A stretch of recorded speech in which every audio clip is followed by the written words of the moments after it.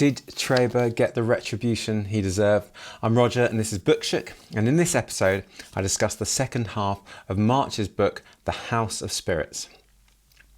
So each month I take a book I've never read, I split it in two, discuss each half on the second and last Fridays of the month.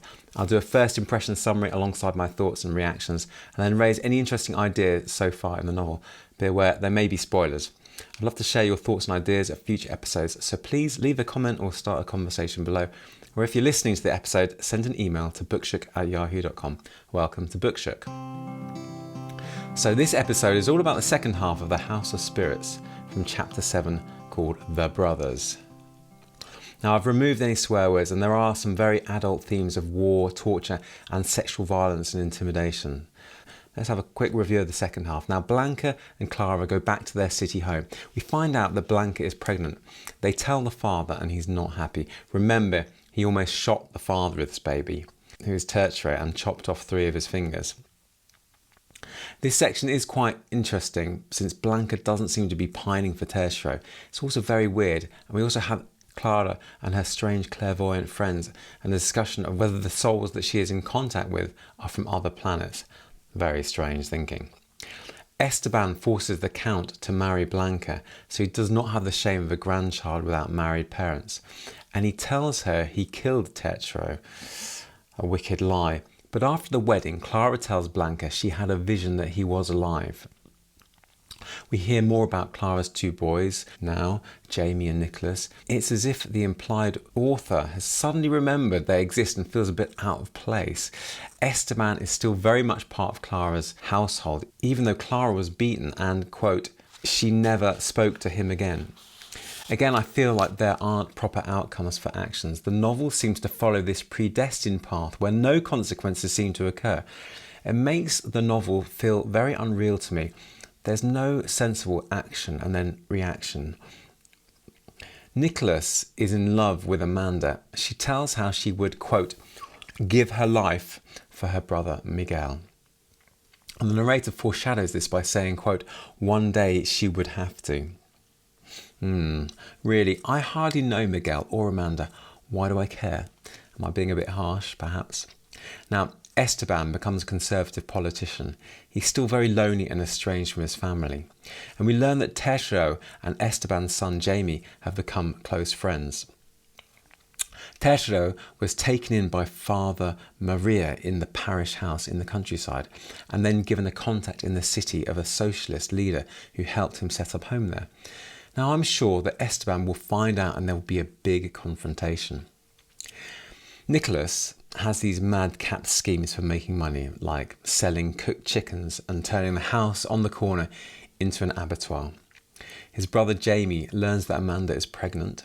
He comes face to face with middle-class poverty as he scans Amanda and Miguel's abode. Quote, a world whose existence he hasn't even suspected. Nicholas asks Jamie to help give her an illicit abortion. He does so in a horrible setting. Quote, he had never administered anaesthesia or performed a surgical operation. Luckily, she survives and Clara nurses her back to health. Now Esteban is ill, he's shrinking and decides to see some doctors in the USA because he doesn't trust Latin American ones, believing that they are, quote, charlatans closer to sorcerers. Now this Count is very happy to be married to Blanca without any sexual union. He knows that Blanca's child is not his, but he seems happy with the arrangement. He appears to have received quite a lot of money from the marriage. The day after the wedding night, he goes out and buys, quote, attire he considered appropriate to his new economic position. And on the honeymoon, the Count, Jean de Satigny, quote, settled his wife provisionally in a hotel and turned his attention to the task of finding them lodgings worthy of his new status. Within 24 hours, the small provincial society world knew that an authentic Count had arrived in their midst.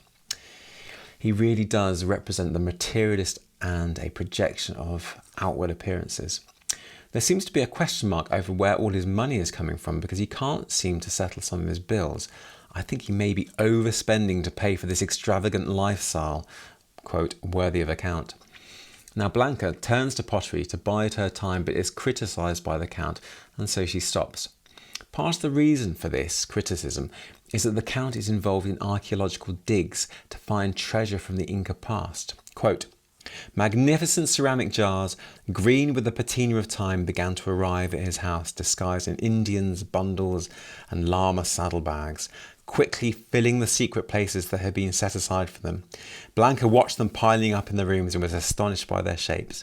She held them in her hands, caressing them as if hypnotized, and whenever they were wrapped in straw and paper to be shipped to far-off, unknown destinations, she was grief-stricken.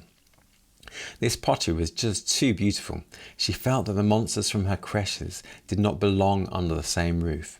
For this reason, more than for any other, she abandoned her workshop. None of this is legal. Quote, the search, transport and selling of this merchandise was conducted in such a cautious fashion that Blanca had no doubt that there was something highly illegal behind her husband's activities. Now, Blanca dislikes the mummies appearing in her house most of all. She thinks, quote, those mummies were another matter. Those shrunken beings wrapped in rags that were decaying into dusty threads with their wasted yellow heads, their wrinkled hands, their sewn eyelids, the sparse hairs on their napes, their eternal, terrible, lipless smiles, their rancid odour, and that sad, impoverished aura of ancient corpses made her sick in her soul. They were very rare. And she muses on who is buying them. Quote, she could not imagine a mummy as part of the decoration in a drawing room, but Jean de Satigny told her that, displayed in a glass urn, they were even more valuable to European millionaires than works of art. It was not easy to get mummies onto the market, let alone through customs, which meant that there were times when they remained in the house for several weeks, awaiting their turn to embark on the long trip abroad. Poor Blanca. She's waiting expectantly for a newborn life to arrive at the house, and all this death and decay enters. Now she thinks she can hear one of these dead mummies moving around, and one night follows the sounds to find it's behind the Count's locked door. She can hear, quote, moans, suffocating cries and laughter. Clearly this is a lover's tryst, right? The Count is having an affair. The very next morning, she prizes the door open and discovers erotic photos of all the servants, evidently taken by the Count. Quote, she understood what her husband said on their wedding night when he explained he did not feel inclined to married life. She runs away to her parents' house in absolute horror. Then Alba is born to Blanca and Esteban at Clara's house. I believe she may be the narrator of this novel, at least the parts not narrated by Esteban. The Count is forgotten. Blanca ripped up all the photos. Quote, Clara, who had spent 9 years without speaking, knew the advantages of silence and asked her daughter nothing, joining in her efforts to erase all memory of Jean de Satigny. Alba was told that her father was a distinguished and intelligent aristocrat who had unfortunately succumbed to fever in the northern desert. So she is not told that the father is Tercera. Talking of which, when is he going to make a reappearance? He's still alive and lost 3 fingers. Or is that it for his time in this novel? Anyway, when Alba is 2 weeks old, Amanda, who has recovered from the abortion she had, leaves with her brother Miguel. This breaks Jamie's heart, but he doesn't pursue her. Now, Esteban is a doting grandfather, but, quote, not enough to bring him closer to Blanca. I'm thinking, good, you maimed this child's father. When are you going to get your comeuppance? Alba is brought up in this eccentric household. Nicholas becomes a spiritualist. Life is great for Esteban Trueba. Quote, ever since his relationship with Clara had deteriorated, he transferred all his finest sentiments to Alba. The child meant more to him than his own children ever had. Every morning, still in her pyjamas, she went to her grandfather's room. She entered without knocking and climbed into his bed. He would pretend to wake up with a start, even though he was actually expecting her, and growled that she should not disturb him and that she should go back to her room and let him sleep. Alba tickled him until, apparently defeated, he permitted her to look for the chocolate he always had hidden for her. Alba knew all his hiding places, and her grandfather always used them in the exact same order, but so as not to disappoint him, she spent a long time looking, and when she found it, she shrieked with joy. Esteban never knew that his granddaughter hated chocolate and that she ate it only out of love for him. Those morning games satisfied the senator's need for human contact. Remember, he's become a politician. The rest of the day he was busy with the Congress, the club, playing golf, his business and his political meetings. Twice a year he went to Tres Marias with his granddaughter for 2 or 3 weeks. That's his ranch in the country. They both returned looking tanned, happier and fatter. And then we have this foreshadowing. At the end of his life, when his 90 years had turned him into a twisted, fragile tree, Esteban Trueba would recall those moments with his granddaughter as the happiest of his whole existence. It looks to me like Esteban Trueba is going to get away with all those heinous crimes from his earlier life. What a shame. Now, Blanca has many suitors, but Alba is one day introduced to Pedro Paramo, Blanca's former lover and Alba's actual father. This is done with no fanfare whatever. And I'm thinking, why? Quote, his hair was messy, but he had a magnificent smile, which immediately ranked him in the category of human beings who deserved to be painted into the gigantic fresco in her bedroom. The man and the little girl looked at each other, recognizing themselves in the other's eyes. This is Pedro Paramo, the singer. You've heard him on the radio, her mother said. Alba held out her hand and he squeezed it with his left one. Then she noticed that he was missing several fingers on his right hand, but he explained that he could play the guitar anyway because there's always a way to do what you want to do. Now this is sprung upon us, as I say. Maybe Blanca has been seeing him in secret for years. I feel cheated at the surprise of this union. After all, Blanca thought he was dead. And to make matters worse, she doesn't go off with him because she won't have enough money if she does. Quote, she knew that if she went with Pedro Paramo, she would be banished from her social circle and from the position she had always had. And she also realised that she would never be accepted by Pedro Paramo's friends or be able to adjust to the modest life of a working class quarter. Years later, when Alba was old enough to analyse this aspect of her mother's life, she concluded that she had not gone with Pedro Paramo simply because she did not love him enough, for there was nothing in the Trueba house that he could not have given her. Remember, her job is teaching pottery classes. And I'm thinking, what an anticlimax. That was the reunion I was holding out for, and I feel let down. At this stage, Esteban Trueba has become high up politically and is a senator, as I mentioned previously. Esteban Garcia, Senator Esteban's illegitimate grandson, who grasped on Tertero for Esteban and whom Esteban still owes a reward, sees Alba and decides he hates her too. He attempts to abuse her in some way when he is discovered by Esteban. And when he asks little Esteban what he wants, he replies that he wants a scholarship to become a policeman. Esteban Trueba uses his influence to get him the scholarship. Quote, he decided that this was a good occasion to repay the debt and in the process acquire a useful friend in the police. Now Clara dies. Before she does so, she, quote, wrote small cards to each of her loved ones, of whom there were many, and secretly placed them in a box beneath her bed. The next morning she did not get up, and when the maid brought in the breakfast tray, she refused to have her open the curtains. She had begun to take leave even of the light, to enter slowly into darkness. Now, we have an eloquent first-person narrative from Clara's estranged husband, Senator Esteban Trueba. Quote, I know she's forgiven my violent behaviour and that she's closer to me now than she ever was before. She's still alive and she's with me. Clara the clearest. Is that more wishful thinking from Esteban? Her death causes the house on the corner to go into decline. Flowers aren't watered, cats leave, guests don't visit, the gardens become overgrown. Quote, everybody in the family sensed that without Clara, all reason for staying together had been lost. They had almost nothing to say to each other. Now, Jamie and Nicholas are estranged from Esteban. Esteban still has very conservative views and belittles Jamie's charitable caregiving. Esteban hires thugs to smash up Nicholas's religious society and then ships him off to North America. Esteban hasn't changed at all. Their relationship seems cardboard cutout though. I would love to see them have a heart-to-heart conversation. Esteban builds a mausoleum to house Rosa and Clara's bodies, but he has to steal Rosa's body from the Dave Al mortuary because that family refused for him to have her. He opens the body to see Rosa the beautiful just as she was when she died, but when he kisses the face, quote, at just that moment a breeze crept through the cypresses, slipped through a crack in the coffin which until that instant had remained hermetically sealed, and in a flash the unchanged bride dissolved like a spell, disintegrating into a fine grey powder. Traber worries about the rise of communism.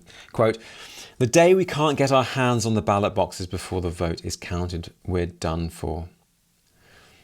Corruption is evidently rife in these politics.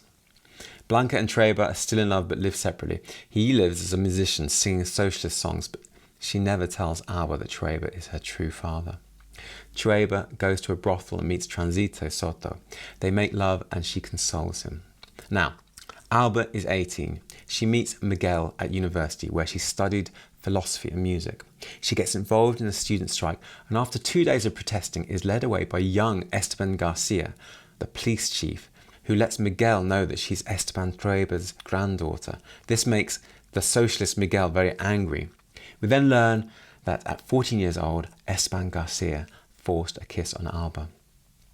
Now, I think if we'd known this before the confrontation, it would have heightened the emotion of that meeting between Esteban Garcia and Alba. Jamie is asked by Miguel to help his ill sister from a life of drug taking. He does so, and massive coincidence alert, Miguel's sister is Amanda, Jamie's former lover. For a book steeped in the idea of fate and magical thinking, this is hardly surprising, but it does take me out of the novel somewhat. Now, the left gains power and Traber conspires to try to topple the new Marxist government by means of some kind of coup. Tetro gets a job in the new government and he and Blanca drift apart. There are shortages of supplies in all the shops. Traber stockpiles weapons because he's afraid of the Marxists in power, and Jamie and Alba secretly steal them and hide the weapons in plastic bags in the mountains. Traber loses his hacienda, Tres Marias, to agrarian reform. Now, I explained what that was in the last podcast. It's the government giving land back to the land workers. He is furious and drives over to Tres Marias with a machine gun. He gets taken hostage and the president orders the National Guard to rescue Senator Traber, realising, quote, "It could be the detonator that would set off the powder keg on which his government was delicately perched." Now, Blanca and Alba go to Pedro Tetro's government office. Alba learns that Tetro is her real father when Blanca says, quote, "I've come to ask you to accompany us," Blanca said without prefacing her remarks. "Your daughter and I are going to Tres Marias to rescue the old man." That was how Alba learned that her father was Pedro Tetro Garcia. He agrees to help. And I'm thinking, hold on, didn't Senator Traber cut off 3 of your fingers and send you packing? I guess he still has a love for Blanca. Quote, "They led Pedro Tetro Garcia directly to the kitchen. The oldest tenants were standing by the door, guarding the entrance to the dining room where their former patron was being held prisoner. Though they had not seen Pedro Tetro in years, everyone remembered him. They sat down at the table to have a glass of wine and recall a distant past, the days when Pedro Tetro was not a legend in the peasant's memory, but a rebellious boy in love with the daughter of his patron. After that, Pedro Tetro picked up his guitar, rested it on his knee, shut his eyes and sang with his velvety voice the song about the foxes and the hens. All the old people joined in the refrain. 'I'm going to take the patron with me, friends,' he said slowly during a pause in the singing. 'That's out of the question, son,' someone replied. And then Tetro says, 'Tomorrow the National Guard's going to show up here and take him out like a hero.' So they finally agree to let him free. Esteban and Tetro meet alone face to face for the first time since his axing rampage. Quote, "Pedro Tetro remembered him as an angry giant with a snakeskin whip and a silver cane at whose step the tenants trembled and whose thunderous voice and feudal arrogance made all of nature quake. He was surprised to find the resentment he had stored up over all these years melt away in the presence of this bent and shrunken old man who was staring up at him in fright." Now, Luisa Mora, the last remaining Mora sisters, gives Senator Traber news that terrible things are in store. Now, remember, the Mora sisters were kind of clairvoyant friends of Clara. Quote, "When she compared the charts, they showed that at this exact historic moment, there would be a terrible sequence of events bringing blood, pain and death. You will be on the side of the winners, but victory will only bring you suffering and loneliness." Dun, dun, dun. She also implies that Alba should leave across the ocean, and the narrator foreshadows that in the future, quote, "Alba will be taken by force." Now, there's a military coup. Jamie is summoned to the president's office to help, but ultimately he refuses to help the, quote, "fascist," these are Alba's words, takeover, and is brutally killed along with the president. Quote, "Meanwhile, on the telephone, Alba was attempting to get word on those she was most worried about: Miguel, Pedro Tetro, her uncle Lime, Amanda, Sebastian Gomez, and so many others. Now they're going to pay for everything, Senator Trueba exclaimed, raising his glass. Alba snatched it from his hand and hurled it against the wall, shattering it to bits. Blanca, who had never had courage to oppose her father, did not attempt to hide her smile. We're not going to celebrate the death of the president or anyone else, Alba said. Now, Esteban is not welcomed by the new government officials. He learns of Jamie's brutal death and thinks, quote, I had been wrong to do as I had, and that perhaps after all this was not the best way to overthrow Marxism. I felt more and more alone, for no one needed me any more. Now, Alba still has a love for Trueba. Quote, after that terrible Tuesday, Alba had to rearrange her feelings in order to continue living, to accept the idea that she would never again see those she loved most, her Uncle Jamie, Miguel, and many others. She blamed her grandfather for what had taken place, but then, seeing him hunched in his armchair, calling out to Clara and his son in an interminable murmur, her love for the old man returned, and she ran to embrace him, running her hands through his white hair and comforting him. Now, the former presidential palace, quote, the dictator's palace, paints the former Marxist president in a terrible light. Quote, people could look into his closets and marvel at the quantity and quality of his suede jackets, go through his drawers and rummage in his pantry to see the Cuban rum and bags of sugar he had put away. Even Trueba thinks they've gone too far. There is an inflation, censorship, and even the middle classes cannot afford food. And Tres Moraes is returned to Trueba. He dismisses all his tenants. And then the poet dies, aided by the extreme and awful events. His house is ransacked, and his burial, quote, was the symbolic burial of freedom. It's a shame he was a communist, the senator told his granddaughter. Such a fine poet and such confused ideas. If he had died before the coup, I suppose he would have received a national tribute. He knew how to die, just as he knew how to live, grandfather, Alba replied.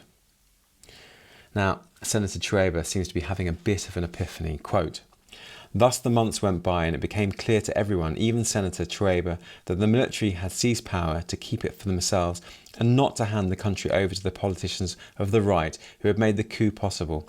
The military were a breed apart, brothers who spoke a different dialect from the civilians, and with whom any attempt at dialogue would be a conversation of the deaf, because the slightest dissent was considered treason in their rigid honour code. Trueba realised that they had messianic plans that did not include the politicians. One day he was discussing the situation with Blanca and Alba. He expressed his regret that the army's action, whose purpose had been to eliminate the threat of a Marxist dictatorship, had condemned the country to a dictatorship far more severe, one that, to all evidence, was fated to last a century. For the first time in his life, Senator Trueba admitted he had made a mistake. Sunk in his armchair like an old man at the end of his days, they saw him shed silent tears. He was not crying because he had lost power, he was crying for his country. We then move into the story of Tetro. During this time, he had a premonition that it would be a harsh military takeover, and his name was in the list of most wanted by the military. So Blanca hides him in one of the crazy rooms that Clara built in the house on the corner.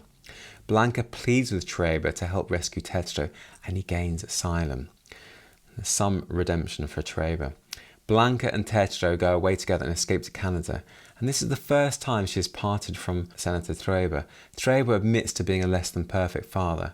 Quote, I haven't been a good father to you, my dear, he said. Do you think you'll ever be able to forgive me and forget the past? Love you so much, Papa, Blanca wept, throwing her arms around his neck, clasping him to her ardently and covering his face with kisses. I love you so much. After that, the old man turned to Pedro Tetro and looked him in the eye. He stretched out his hand, but he did not know how to shake Pedro's hand because it was missing several fingers. Instead, he opened his arms and the two men said goodbye in a tight knot, free at last of the hatred and rancour that had poisoned their lives for so many years. So Tetro finds forgiveness in his heart for Senator Esteban. It's lonely in the Trueba house with just Alba. She sells off a lot of his belongings to help the needy. Her lover Miguel is a freedom fighter, and she helps him reclaim the weapons she hid earlier in the novel with Jamie. But ultimately they agree to separate as it's not safe for her. Now, shock horror, the political police raid Trueba's house. They steal papers and force him to sign a warrant saying they went through due diligence. He refuses and they slap Alba, knocking her to the ground. Quote, Senator Treacle was paralysed with terror and surprise. He realised that his hour of truth was finally upon him after living almost 90 years as his own boss. Now, personally, I wanted retribution for Treacle, but never this, so I feel slight guilt, I think. And all that magical thinking and spiritualism that I was railing against makes sense now. It was allowed to flourish because it was peacetime, and now all the magic has disappeared. It makes for a harsh contrast to the horrors of war. Quote, she invoked the spirits of the days of the three-legged table in her grandmother's restless sugar bowl, and all the spirits capable of bending the course of events, but they appeared to have abandoned her. Esteban Garcia is waiting for her to get his revenge. This is a tragic turn in the novel, emanating from the previous tragic turn, that of the war and the coup. Now, Esteban Garcia's men torture Alba to try to find out where Miguel is, but she doesn't speak. Alba wakes up in pain next to an old university friend, Ana Diaz, and they help each other in their pain. It's a truly horrific experience for Alba. We then move to Esteban's point of view. He goes to the hotel where Transito Soto works and asks to speak to her. He urges her to help find Alba. He also admits that the peasants Entre Marias are, quote, dying of hunger like a bunch of miserable wretches, and that he'd like to help them to return. He says he received a package in the post with 3 human fingers, a warning, and reminiscent of the 3 fingers he chopped from Pedro Tetro's hand. And 3 days later, he gets a phone call from Transito Soto saying, quote, I did what you asked me to. She has found Alba, and Alba is released. Senator Esteban dies peacefully. Quote, my grandfather died last night. He did not die like a dog, as he feared he would, but peacefully in my arms. In the end, he confused me with Clara and at times with Rosa, but he died without pain or anguish, more lucid than ever, and happy, conscious and serene. Now, originally, I wanted retribution for Esteban, but this is the author's point. Life doesn't always go that way. We learn that it was Miguel's idea to ask Transito Soto to help save Alba, and that Manda died in prison. Alba was moved to a different prison, a women's prison, where they all helped and supported each other. Then she's released and lives with her father, where they write the history of their family, with Esteban adding some parts. There'd be the point of view narratives. Alba writes, quote, when I was in the doghouse, I wrote in my mind that one day Colonel Garcia would stand before me in defeat, and that I would avenge myself on all those who needed to be avenged. But now I've begun to question my own hatred. Within a few short weeks, ever since I returned to the house, it seems to have become diluted, to have lost its sharp edge. I'm beginning to suspect that nothing that happens is fortuitous, that it all corresponds to a fate laid down before my birth, and that Esteban Garcia is part of the design. He is a crude, twisted line, but no brushstroke is in vain. The day my grandfather tumbled his grandmother, Pancha Garcia, among the rushes of the riverbank, he added another link to the chain of events that had to complete itself. Afterwards, the grandson of the woman who was raped repeats the gesture with the granddaughter of the rapist, and perhaps 40 years from now my grandson will knock Garcia's granddaughter down among the rushes, and so on down through the centuries in an unending tale of sorrow, blood and love. When I was in the doghouse, I felt as if I were assembling a jigsaw puzzle in which each piece had a specific place. Before I put the puzzle together, it all seemed incomprehensible to me, but I was sure that if I ever managed to complete it, the separate parts would each have meaning and the whole would be harmonious. Each piece has a reason for being the way it is, even Colonel Garcia. Now I'm thinking, surely this is a chain that should be broken, or at least strive to be broken. What do you think? It seems like the history is written in the stars. It was predestined almost. Throughout history, there have been series of chains that have been broken and fought against: feudal servitude, slavery, the vote for women. To me, it seems like a bit of a nihilist, anti-progress sentiment. What do you think? Perhaps even anti-science, letting the spirits do the action? Or maybe all these actions are written down in the stars already? In her defence, she does go on to say, quote, it would be very difficult for me to avenge all those who should be avenged, because my revenge would be just another part of the same inexorable right. I have to break that terrible chain. So perhaps she does admit that the chain doesn't necessarily have to complete itself. There's a very interesting idea on the concept of time. Clara, quote, wrote that memory is fragile and the space of a single life is brief, passing so quickly that we never get a chance to see the relationship between events. We cannot gauge the consequences of our acts, and we believe in the fiction of past, present and future, but it may also be true that everything happens simultaneously, as the three Morris sisters said, who could see the spirits of all eras mingled in space. This reminds me a little bit of the block universe theory of time implied by Einstein's theory of relativity.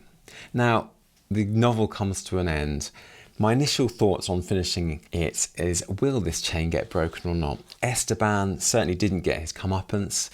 Life isn't a storybook where the villains get punished necessarily. I think that is what the author is trying to say. I was not expecting that very tough and harsh ending that occurred since the coup and the horrific murder of Jamie. Now, it could be argued that Esteban did get what he deserved because he had to endure this coup. But I'm conflicted. Overall, it's a dense and long family saga that stretches over many generations, some beautifully detailed writing, but I have to say that I didn't enjoy spending a huge amount of time with many of the characters, especially Prueba, who I thought was a deeply flawed character and didn't seem to show any signs of changing his ways till right at the end of the novel. Remember when he decides that he wants to help his poor peasants who worked on his hacienda. Now, there's a few questions that we had at the end of the last podcast. The narrator mentioned that he'll see Rosa again. He sees this kind of vision of her, but he also reburies her. So he does see her again. We got that question, why do Blanca and Pedro Tetro need to atone? I don't think they needed to atone at all. They were saintly figures in my eyes. What important role did Transito play in Esteban's life later? Well, she helps to rescue Alba. And what happens to that illegitimate son that arose of the rape of Pancho Garcia? We can see what happened. He turned into this very cruel police officer who attacked Alba. So there were some interesting ideas coming out of this second half. There wasn't really a huge amount of sensible reactions to actions. Esteban chops off Tetro's fingers. Not a huge amount of consequences. He beats his wife, and although she says she doesn't speak to him again, you wouldn't know it. He's still very much involved in the family. Listen to this, quote, Esteban Trueba, who quickly lost patience and ended up shouting and slamming doors because, as he put it, he was up to here with living among a bunch of lunatics, and all he wanted was a little normality. He still lives with his family with relative normality, even though he's murdered, raped, wife beaten, maimed his daughter's lover. I mean, surely this is very far-fetched. Or is it me thinking this? What do you think? It's interesting, the idea of the Winchester house and the house on the corner. There's more references to it in the second half. Quote, each time a new guest arrived, the bricklayers would arrive and build another addition to the house. The big house on the corner soon came to resemble a labyrinth. Again, we have more wonderful enumeration of experiences describing Amanda and Jamie's relationship, but only after the event. Quote, Amanda looked magnificent to him. He remembered all the wonderful moments they had shared, the times they had lain on the floor, smoking the same pipe to get high together, laughing at that grass that tasted like dried dung and had hardly any hallucinogenic effect, but did activate the power of suggestion. The yoga exercises and meditations they had performed as a couple, seated face to face in complete relaxation, staring into each other's eyes and murmuring Sanskrit words that could send them all the way to nirvana, but that generally had the opposite effect, and they would wind up slipping out of other people's sight, stretched out beneath the tall reeds in the garden, desperately making love. The books they had read by candlelight, drowning in passion and smoke, the interminable gatherings during which they discussed the pessimistic post-war philosophers, or concentrated on trying to move the three-legged table, 2 taps for yes, 3 for no, while Clara laughed at them. Now that relationship means a bit more to me, but it's a little too late. Why couldn't you describe this relationship when it was happening at the time? And we have more enumeration when Clara dies. Quote, over the course of the next few years, the house changed into a ruin. No one tended the garden, either to water it or to weed it, until it was swallowed up by oblivion, birds and wild grasses. The blind statues and the singing fountains filled with dry leaves, bird droppings and moss. The broken, dirty arbour served as a refuge for wild animals and a garbage dump for the neighbours. The whole garden became a thick underbrush, like an abandoned town, through which one could scarcely walk without slashing a path with a machete. The topiaries that had once been pruned with tortured state, besieged by snails and disease. Inside the house, the curtains slowly came unmoored from their rings and hung like the petticoats of an old woman, dusty and faded. Pieces of furniture, trampled on by Alba, used them to build her houses and trenches turned into corpses with exposed springs. And the huge tapestry in the drawing room lost the dauntless beauty of its bucolic Versailles setting to become the dartboard of Nicholas and his niece. The kitchen was covered with soot and grease, and full of empty cans and piles of newspaper. No longer did it produce platters of roast pork and aromatic dishes as it had before. The inhabitants of the house resigned themselves to eating chickpeas and rice pudding almost every day, for no one had the courage to face the procession of wart-faced, ill-tempered and despotic cooks who succeeded each other in that kingdom of abused and blackened saucepans. The earthquakes, the door slammings, and Esteban Treaber's cane had opened cracks in the walls and splintered the doors, and the Venetian blinds had slipped from their hinges. No one took the initiative to repair them. The taps began to leak, the pipes to sweat, the roof tiles to crack and green stains to spread across the walls. Only Clara's blue silk-covered room remained intact. Within its walls were the blonde wood furniture, 2 white cotton dresses, the empty canary cage, the basket with her unfinished knitting, her decks of magic cards, her 3-legged table, and the stacks of notebooks in which she had recorded 50 years of life, in which much later, in the solitude of the empty house and the silence of the dead and disappeared, I put in order and read, completely mesmerised, so I could construct this story. Alba, thank you. So we had quite a lot of foreshadowing. Maybe too much. Here's just one of many examples. Alba thinks of the poet, probably a reference to Pablo Neruda, coming to the house on the corner. Quote, almost all the most important people in the country took turns living there, or at least attending the spiritualist meetings, the cultural discussions and the social gatherings. Among them was the poet, years later considered the greatest of the century and translated into all the known languages on earth, on whose knees Alba often sat, little suspecting that one day she would walk behind his casket with a bunch of bloody carnations in her hand between 2 rows of machine guns. We have more about charity, socialism, class struggle. Esteban talks about Jamie's charitable medical caregiving. Quote, charity, like socialism, is an invention of the weak to exploit the strong and bring them to their knees. Not a particularly nice remark from Esteban. And there's a lot about Marxism. When Treaber is concerned about the rise of Marxism, his supporters say, quote, Marxism doesn't stand a chance in Latin America. Don't you know it doesn't allow for the magical side of things? It's an atheistic, practical, functional doctrine. An interesting view of Marxism, introducing the idea that it conflicts with magical thinking.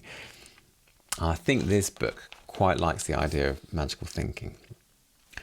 There's an awful part in the book where you see the dishonesty of the military junta that takes over towards the end of the novel. The fascist government that created the coup is so dishonest and cruel. A horrific murder of Jamie, and then when the poet dies, quote, 2 days later, a notice from the military junta appeared in the papers decreeing national mourning for the poet and authorising those who wanted to do so to fly the flag at half-mast in front of their houses. The permission was valid from the moment of his death until the day the notice appeared. They also desecrate the president's residence and plant photographs of him having wild parties so that the tourists can denigrate his behaviour. Dishonesty and lies are the hallmark of this military government. These are just some of the ideas that resonated with me, and I'm sure you'll have your own standout ideas. I'd love to hear them and perhaps share them in the next episode. So let me know your thoughts. Now, overall, I probably would give it 3 or 4 stars. It's not really a book for me. What did you think of the book? Just a little bit about the author. Isabel Angelica Allende Alclona is American Spanish. She's born in Lima. She's a Chilean writer. Allende, whose work sometimes contains aspects of the genre magical realism, is known for novels such as The House of the Spirits and The City of Beasts, 2002, which have been commercially successful. Allende has been called the world's most widely read Spanish language author. In 2004, Allende was inducted into the American Academy of Arts and Letters, and in 2010 she received Chile's National Literature Prize. President Barack Obama awarded her the 2014 Presidential Medal of Freedom. Allende's novels are often based upon her personal experience and historical events and pay homage to the lives of women while weaving together elements of myth and realism. She has lectured and toured many US colleges to teach literature. Fluent in English, Allende was granted United States citizenship in 1993, having lived in California since 1989. She was born in Lima, Peru, the daughter of Francisca Gelona Barros. While living in Chile, Allende finished her secondary studies and met engineering student Miguel Frias, whom she married in 1962. They had 2 children, a son and a daughter. Reportedly, Allende married early into an Anglophile family and a kind of double life. At home, she was the obedient wife and mother of 2. In public, she became, after a spell, translating Barbara Cartland, a moderately well-known TV personality, a dramatist and a journalist on a feminist magazine. From 1959 to 1965, Allende worked with the United Nations Food and Agricultural Organization in Santiago, then in Brussels and elsewhere in Europe. For a short time in Chile, she also had a job translating romance novels from English to Spanish.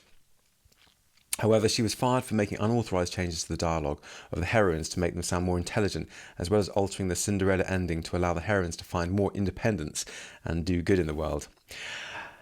In 1973, Salvador Allende was overthrown in a coup led by General Augusto Pinochet. Isabel found herself arranging safe passage for people on the wanted lists, which she continued to do until her mother and stepfather narrowly escaped assassination. When she herself was added to the list and began receiving death threats, she fled to Venezuela, where she stayed for 13 years. It was during this time that Allende wrote her debut novel, The House of Spirits. Allende has stated that her move from Chile made her a serious writer. She says, quote, "I don't think I would be a writer if I had stayed in Chile. I would be trapped in the chores, in the family, in the person that people expected me to be." Allende believed that being female in a patriarchal family, she was not expected to be a liberated person. Her history of oppression and liberation is thematically found in much of her fiction, where women contest the ideals of patriarchal leaders. In Venezuela, she was a columnist for El Nacional, a major international newspaper. In 1978, she began a temporary separation from Miguel Frias. She lived in Spain for 2 months and then returned to her marriage. She divorced her first husband, Miguel Frias, in 1987 during a visit to California on a book tour in 1988. Allende met her second husband, California attorney and novelist William C. Willie Gordon. They married in July 1988. In 1994, she was awarded the Gabriela Mistral Order of Merit, the first woman to receive this honour. Most of her family lives nearby with her son, his second wife and her grandchildren just down the hill, in the house she and her second husband vacated. She separated from Gordon in April 2015. Although not as openly political as some of her contemporary writers, she expressed contempt for Donald Trump and his policies following his election in 2016. And she later endorsed Democrat Joe Biden during the 2020 presidential election. She has also regularly defended the record of her father's cousin, Salvador Allende. Thank you very much, Isabel Allende, for that novel. Now, the next book I'm going to read is Treacle Walker by Alan Garner. It was nominated for the 2022 Booker Prize.